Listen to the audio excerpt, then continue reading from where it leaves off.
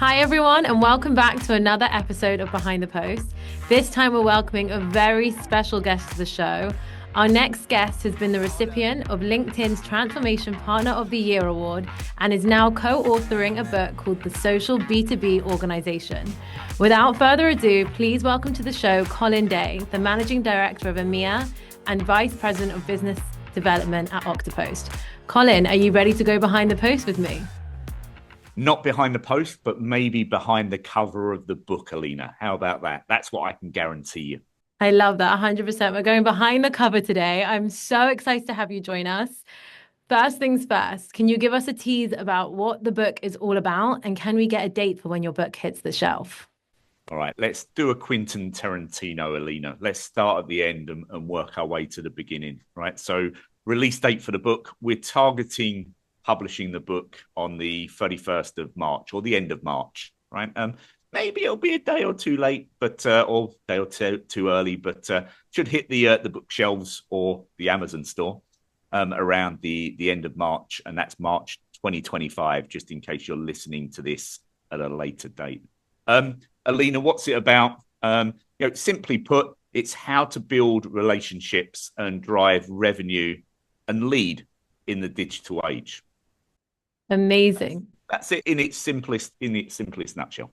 So you had it here first on or around the 31st of March, 2025. So let's start from the very top. Why is social media becoming so important for B2B companies? And how is it changing the way customers are making decisions?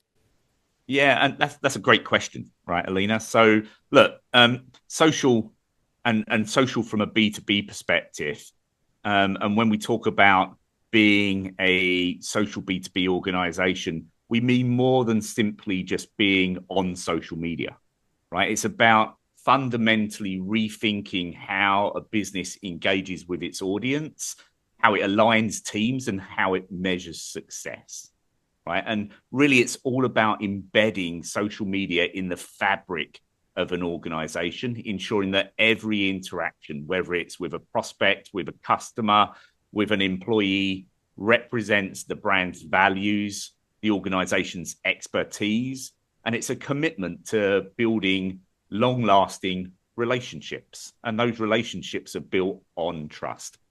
Absolutely. And you can establish that trust as a B2B organization on social media, and it's the best place to do it. But having said that, what are some of the biggest challenges that companies face when switching to a social first strategy, and how can they solve that? Yeah, and look, it's like, why are they solving it, right? It's like, it's really the how, right? So before we get there, we've really got to consider two things, Alina, right? The first one being the buyer's changed, right? Today's B2B buyers, are 75%, or actually 75, some would say 57 to 75, but with inside that realm, right? It's like today's B2B buyers are partway through the sales process and quite a long way through the sales process before they ever reach out and engage with a vendor, right? So where are they getting their information from? They're relying on social. They're relying on peer recommendations. They're doing research in order to guide their journey and experience, right? The second thing is we all know that the market is crowded, right? Competition is fiercer than ever before, and the buyer is inundated with choice, right? Social media allows us to stand out and to showcase our expertise, build those relationships, and demonstrate the value that we can bring as employees of the organization and the organization itself, yet to the buyer of the product, service, or good. Absolutely. As you said, B2B buyers are making these decisions while researching on social media rather than speaking to a vendor. And because of that, they're not all in the market to buy at the exact time. So you're nurturing them on social with the content you're sharing. You mentioned before that social media can have all different departments aligned. How can B2B companies get their marketing, sales, and customer success teams, specifically those that are customer facing, to collaborate in a social strategy?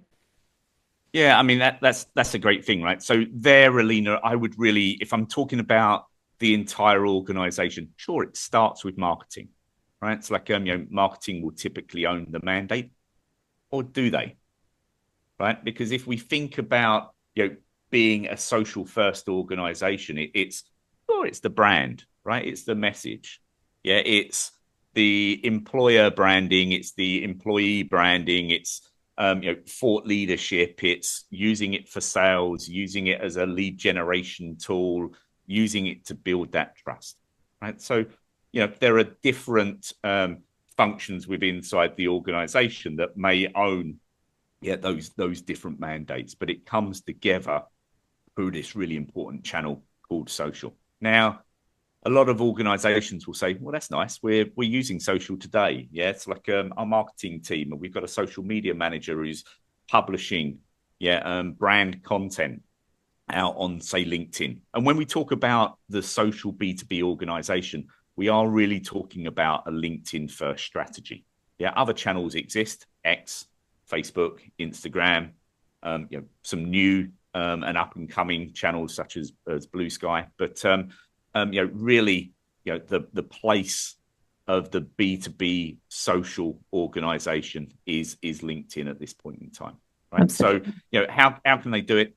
There needs to be a strategy, right? And with inside the book, plug for the book, shameless. I'm sorry, Alina, but with inside the book, we look to walk the reader through, right, some of these aspects and the ability to form that strategy. We even give tools to be able to download from the book's website in order to assist and help with that. So frameworks and tips and tricks.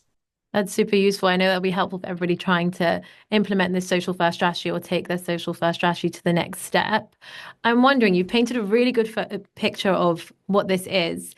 Can you share an example of a company that's using a social first strategy successfully and what made it work? Yeah, I mean, there are a number out there, right? It's like you at the top of the show said that I work for Oktopost, right, as the managing director for EMEA and VP of business development. So we've got a number of customers that are doing this really, really well, right? Some great examples and a number of case studies that be referenced. The likes of CBiz as an example, or the likes of Finestra, or the likes of Alliance Bernstein. So different industry sectors there, from technology to business services to technology. To financial services, right? So a number of organisations that are doing it really, really well that are worth calling out. Exactly. There are a lot of companies, and what they've really done is they've embedded social media right from the beginning as in part of their culture. And as you said, these case studies are a really interesting and amazing thing to see how other people are doing it. My next question for you is, how can B2B marketers use their employees to help promote their social strategies? And what makes these programs successful? Yeah, that's a great question, Alina, right? And let's strip that back a little bit as well and say, why would you want to, right? Why would you want to? And for me, there are really two important aspects there, right? One is the reach. Yeah. The connected organization or the connected employee base. Yeah. The reach of those employees is typically at least 10 times that of the brand itself. So if the brand has 10,000 followers, if you connect the organization, the employees up, there's at least 100,000 followers right there that I can get the message out to, right? So one is certainly to help amplify reach. The second one is the clue's in the name, right? It's called social, right? When was the last time, Alina, you were social with a brand? Yeah, when was the last time you were social with your bank? Yeah, or with the consultancy firm that helped you with your branding strategy? When was the last time you were social with them, Alina? Not so often. Not so recently. Not so often. not recently, right? Maybe it was, I don't know, your airline carrier, right? Because your aeroplane was late in the summer and you hopped on X to let them know, how you felt. Yeah. Right? That's more of a rant, more of a monologue than a dialogue, right? But when was the last time you were socially active? When was the last time you had a conversation on social? Probably 10 minutes ago, knowing you, Alina, because I know you're very socially active, right? People are 7 to 10 times more likely to engage with a post, that comes out from someone in their ambit, someone that they know, right? Someone that they trust, yeah, someone that they consider to be an influencer or to have, yeah, some knowledge or some information that is worth consuming or worth sharing, right? So people are 7 to 10 times more likely to engage with a post that comes out from you or me, the individual, yeah, and they're 7 times more likely to convert, whatever that conversion may be. Go to the website, download a white paper, register for an event, go on to the e-commerce store to purchase this or that widget, right? So, going back to your question, why is employee advocacy or why is the power, of the employee base, so important, right, from a social first strategy perspective, right? Because A, it's free, right? It's already there.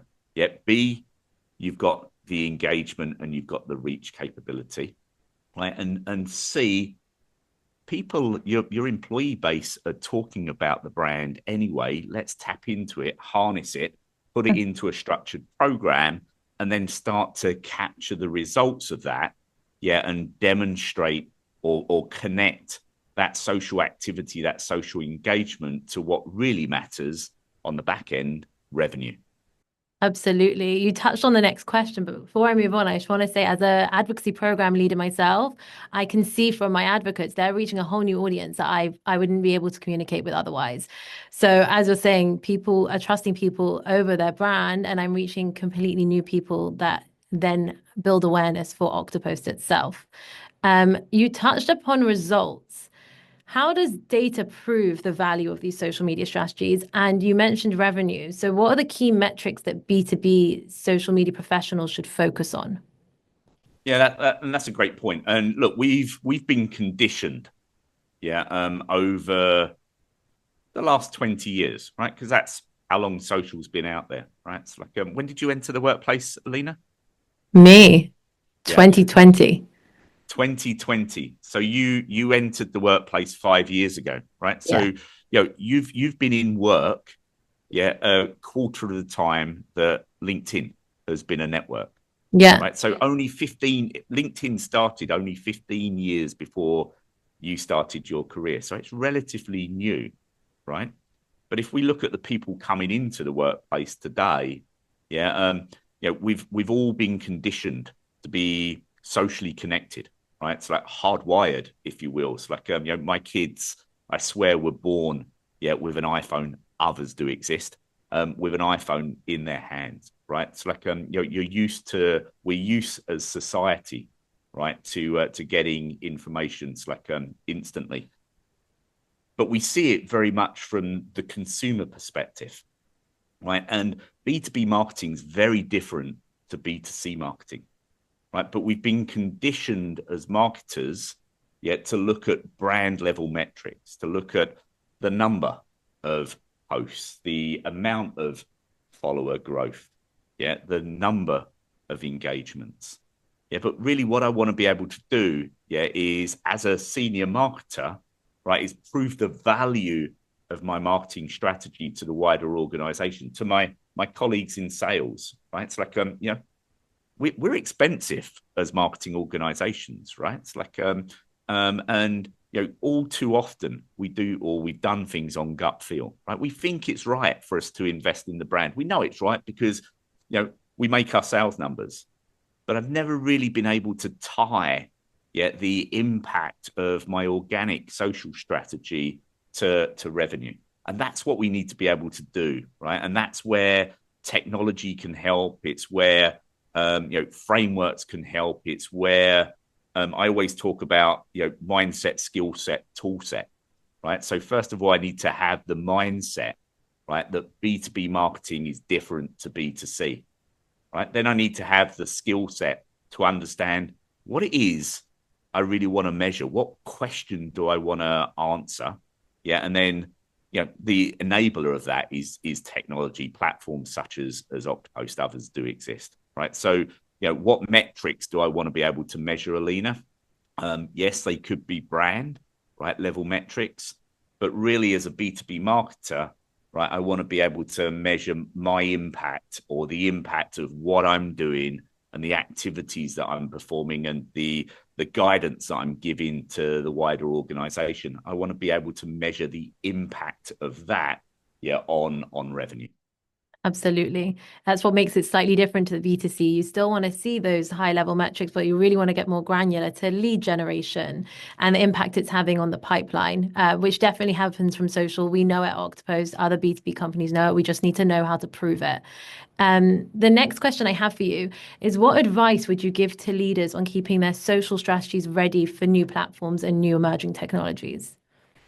Yeah, and that's a difficult question to answer actually, Alina, because you never know what's gonna come down the line, right? It's like if you went down into the weeds of each individual platform, right? There are different algorithms, there are different naming conventions for how you tag people or brands into a conversation. You look at X and you look at LinkedIn, yeah, two very different styles of writing, right? Because of short form versus the ability to have long form. The one thing that I would say is, if you look at some of the strategic direction on where some of these platforms are going, and remember I said the Social B2B Organization, that social strategy currently, yeah, is a LinkedIn first strategy, right? And LinkedIn started off, yeah, as copy, right? It's like written messages, more more influence has been placed or more emphasis has been placed in the algorithm on including images, right? It's like so we went from written content to content with image to to a change in style and a change in format. The way that we consume as individuals information today, right, is very different to the way that we consumed it 20 years ago or even 5 years ago when you first came into the workplace, Alina. It's very different to me when I started work, because then it was all the written memo, right? It's like we used to have to write notes and pass them between departments, right? Or send a letter from one company to another or a fax. Yeah, today it's like that's not the case. But so the way that we consume information is changing and has changed, right? And more emphasis is being placed, yeah, on short form video now than ever before, right? So that's a change in style and a change in strategy. How do I incorporate, yeah, short form video into the social content that I'm creating and sharing? How do I empower my employees to maybe create their own short form videos that they can share through social networks such as LinkedIn? And how can I enable that? And how can I then track, yeah, the impact that that's having on business? So some of the changes that I expect to see coming down the road in 2025 and beyond from a LinkedIn perspective is more emphasis on that short form video. Absolutely. I have two more questions with you, so stay with me. This one I'm most excited to hear your answer to. If a B2B leader could take just one tip from your book to apply today in their company, which do you think would make the biggest difference? Oh, that's a really tough question because there's 48,000 words in this book, Alina. Right, so you're asking me just to Narrow down to one. one sentence or one paragraph, right? So like look, it all starts with the strategy, right? It's like strategy has got to come first. Actually, scrap that. Comes down to culture, right? Because we all say that culture eats strategy for lunch, right, or breakfast or dinner, whatever snack it is or mealtime you're actually having, right? So it really comes down to a cultural shift, and that starts from the top and goes all the way through the organization, right? So it's understanding, yeah, the impact that social can have, yeah, on the organization at all levels of that organization and across all departments within inside that organization. It's no longer acceptable yet to say, hey, do you know what? I've got a social media manager and they put this content out and look over here, look at the brand messaging on LinkedIn. That's not what it's about these days, right? It's about using social as you would have done historically email, as you would have done historically the physical letter, as you would have done historically the old facsimile machine or fax machine that we spoke about, or the internal memo, or the pamphlet, the brochure, the event that you went to, the physical event, right? It's like we're changing, right? And the modern day marketing mix, and it's called a marketing mix, right? The modern day marketing mix has more channels than ever before, but a key one of those is social. Absolutely. So everyone can start working on their culture today until they grab the book. Colin, Culture changes all the time, Alina, right? It's like yeah, culture is not something that you just put in place and it's one and done, right? it it it takes evolves time. and it matures, and every employee that comes into the organization helps It's morph, yeah, yeah, and mold and manage the culture. definitely. It's a marathon. It's not a sprint. It comes with time and it grows as the organization grows. Colin, thank you so much for joining me. But before we wrap up, can you give us a little bit of information of where we can all grab our own copy? Can grab your own copy. So once we publish, as say publishing at the end of March, yeah, it'll be available on Amazon.com. So through the Amazon App Store, through the Amazon, it's like the Amazon shopping portal. The book is titled, yeah, the Social B2B Organization. But that being said, Alina, we want to make it easy for people to find us. So we've actually created a website called the Social B2B Organization.com. If you went there, there's links to the Amazon bookstore so that you can go and order a copy. There's also a great set of resources there. It's like some of those frameworks and tools that I referenced earlier on in the conversation, right? They're there for you to be able to go and access and download and use, irrespective of whether you purchase the book or not. Amazing. So I'm going to go and check out those resources. And I'm going to hover over the order button on March 31st to get my own copy. But thank you so much for joining me. It's been great having you. Alina, thank you, and thanks for letting me go behind the cover. Behind the cover, we're rebranding now.